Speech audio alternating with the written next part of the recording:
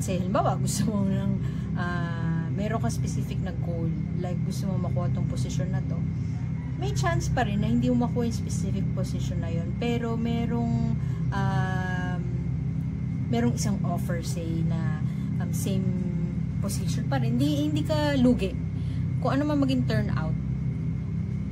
Kasi ayoko sabihin na 100% successful ka, tapos biglang, kasi may part palagi, kahit ano pang gaano ka positive ang reading natin, laging may parte ang action mo, lagi may free will kasi tayo. So kahit pa yung stars mo perfectly aligned, kung ikaw mismo hindi ka gagawa ng action, paano mo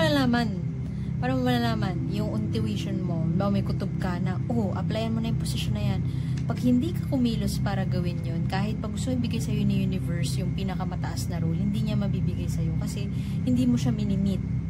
Hindi ka nagko-co-create